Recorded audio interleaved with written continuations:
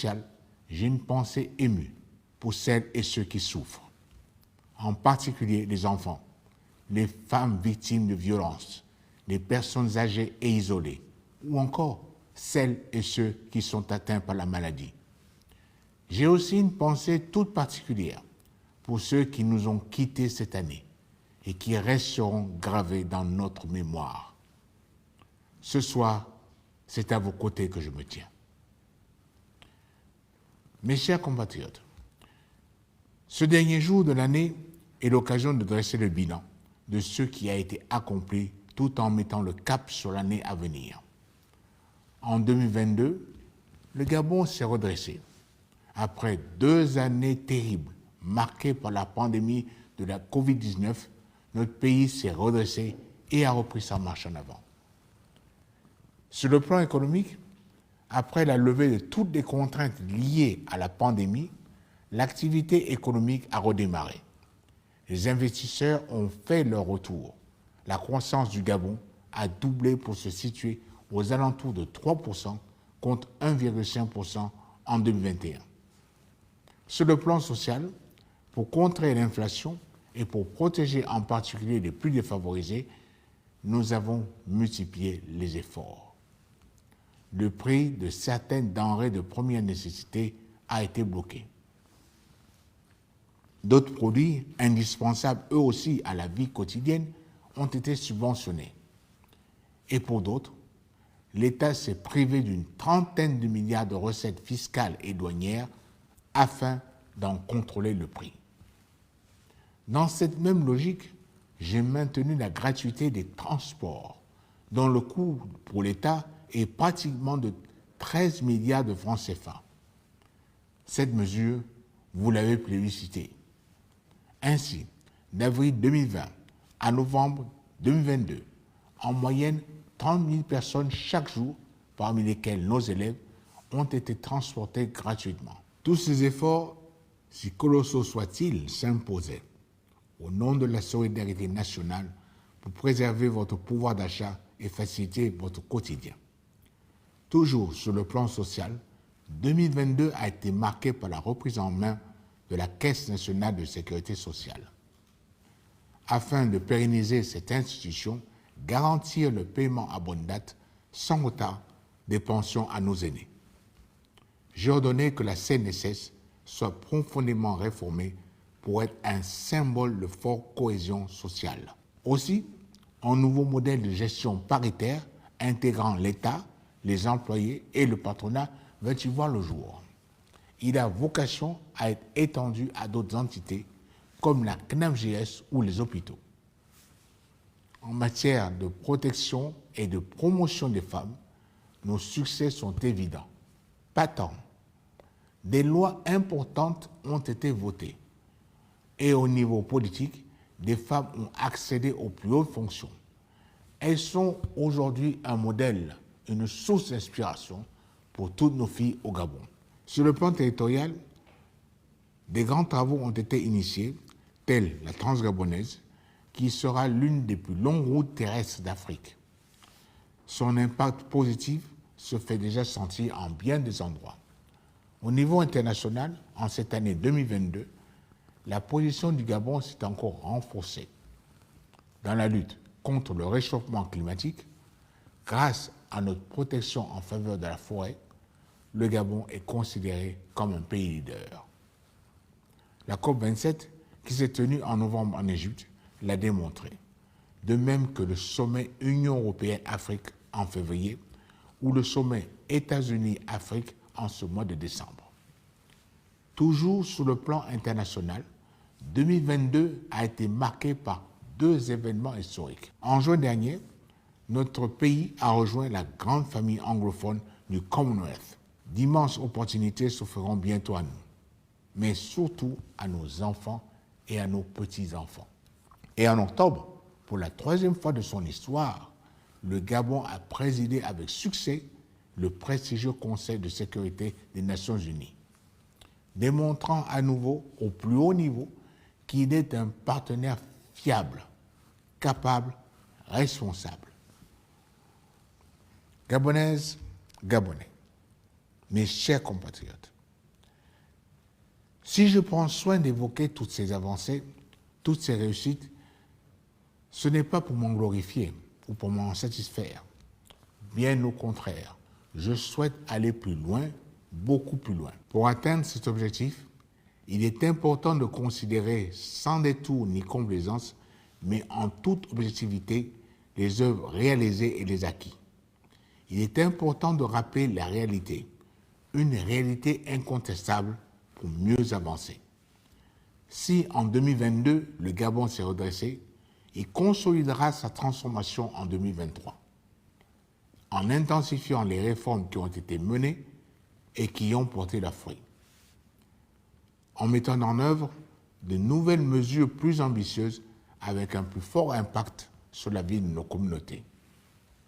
En matière d'éducation, en une trentaine de mois, le nombre de classes a considérablement augmenté. Pour la prochaine rentrée académique, plus de 23 000 nouvelles places seront créées dans les établissements primaires et de nouveaux établissements d'enseignement supérieur ouvriront leurs portes. Les écoles provinciales de formation et d'action sanitaire et sociale de Mouila et Makoukou, l'Université des sciences techniques de la santé d'Okala, l'Université des sciences de l'éducation du Cap-Essayas ou encore l'Université de Port-Gentil. À la fin du premier trimestre 2023, une bibliothèque en ligne riche de plus de 80 000 ouvrages verra le jour. Elle sera accessible à tous les étudiants et enseignants des universités publiques du Gabon.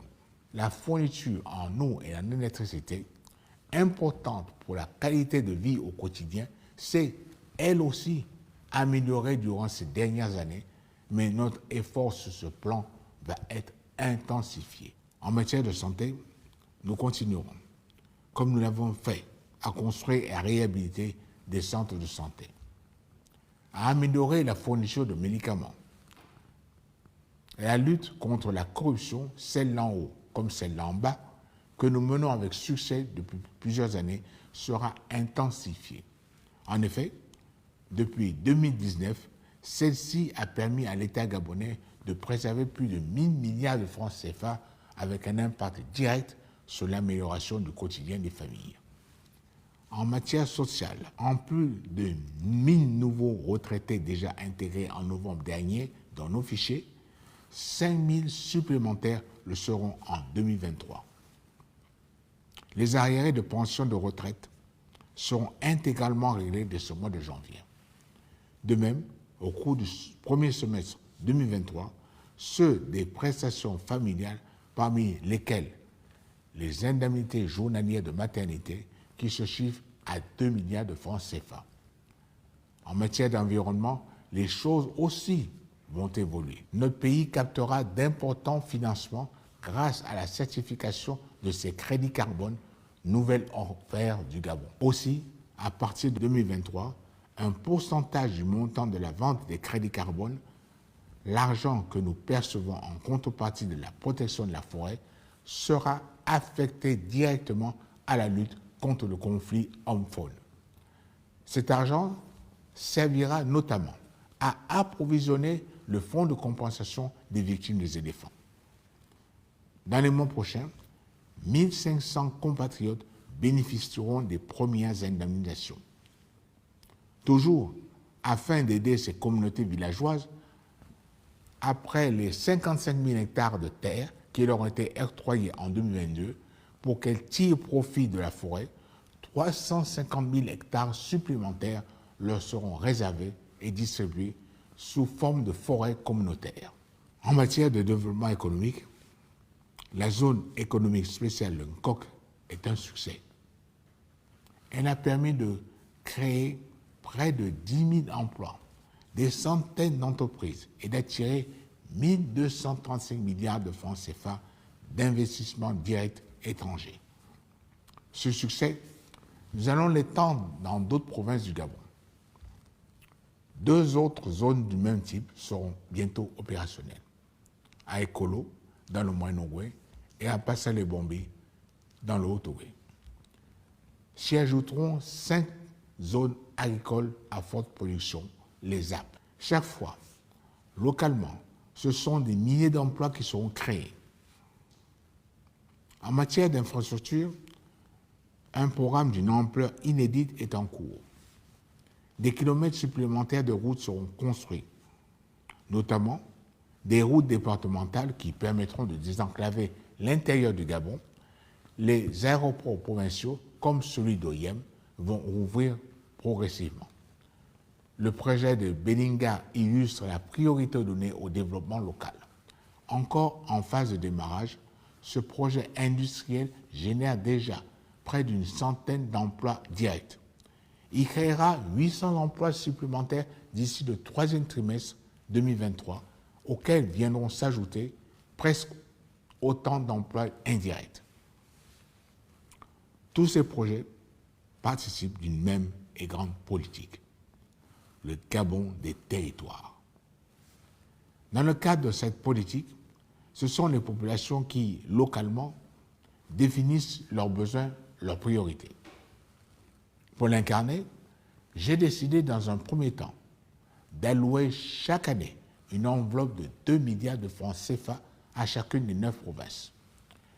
Ces fonds serviront à financer des projets décidés localement, qu'il s'agisse d'infrastructures, d'agriculture, de formation, de santé ou d'autres.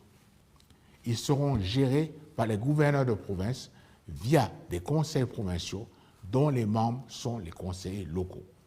Cette initiative a vocation dans le temps à être renforcée, car tout ne peut et ne doit être décidé ni géré depuis Libreville. Une bonne décision est une décision prise sur le terrain. Gabonaises, Gabonais, je n'ignore naturellement rien des importantes échéances électorales qui nous attendent dans quelques mois. L'État prend toutes les dispositions afin d'assurer leur meilleure organisation.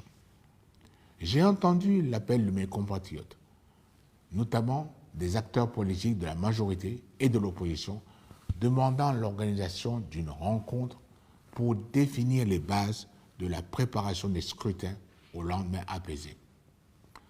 En tant que garant de la stabilité de notre pays, je peux vous assurer que cette rencontre aura lieu dans les meilleurs délais. Mais 2023 ne doit pas être une année tronquée, escamotée. Elle doit être, en matière d'action publique, une année pleinement utile, et elle le sera. Comme vous pouvez le constater, ce n'est pas sur le frein, mais sur l'accélérateur que j'ai demandé au gouvernement d'appuyer. Mes chers compatriotes, en 2022, le Gabon s'est redressé. Il se redressait des conséquences de la pandémie de la COVID-19. Grâce à notre sens de l'anticipation et à nos décisions, mais aussi grâce à vos efforts et à votre adhésion, il s'est transformé. Il a progressé, parfois de manière spectaculaire, dans bon nombre de domaines. Nous ne devons pas minimiser les investissements multiformes que nous avons consentis tous ensemble, ni le courage que nous avons tous manifesté par la prise de décisions audacieuses et leur application, en refusant de voir ces réalités indéniables, en tentant d'accréditer l'idée qu'il réglerait tous les problèmes en un coup de baguette magique. Certains de nos concitoyens ont choisi la voie du populisme, le cancer de la démocratie. En effet, à la différence du responsable politique qui cherche à faire, le populiste, lui, cherche à plaire. Son arme, le travestissement de la réalité, le mensonge. Face à cette menace qui ronge notre démocratie et mine le débat public, je voudrais vous inviter à faire preuve de maturité et de responsabilité, à ne pas écouter ni les Cassandres qui vous disent que rien ne marche, ni les charlatans qui vous disent qu'avec eux tout irait mieux. Dans une démocratie, il est important que face à une majorité, il y ait une opposition. Encore faut-il que cette opposition fasse preuve de lucidité et d'objectivité. Nous n'oublions pas, les graines que nous avons semées à partir de 2009 et jusqu'à récemment dans le cadre du PAT n'ont pas fini de produire leurs effets. L'industrie du bois, par exemple, s'est considérablement développé en une décennie, au point qu'aujourd'hui, le Gabon en est un des leaders mondiaux. Cette dynamique ne doit pas être interrompue. Elle doit être poursuivie, prolongée, amplifiée. Nous avons tout en main pour y parvenir. Mais je sais que pour être efficace, une action doit s'inscrire dans la durée. Gabonaises, Gabonais, cette dernière soirée de l'année 2022 est l'occasion de regarder vers l'avant, de nous tourner vers l'avenir, vers 2023. Soyons optimistes, confiants, restons combatifs. Cette année encore, nous aurons probablement des épreuves à affronter, mais nous les surmonterons ensemble, tous ensemble, comme nous l'avons toujours fait. De tout mon cœur, je vous souhaite, mes très chers compatriotes, à chacune et à chacun, une bonne, heureuse année 2023. Qu'elle vous apporte paix, bonheur, santé et prospérité à vous et à vos familles. Que Dieu vous bénisse. Que Dieu bénisse le Gabon. Je vous remercie.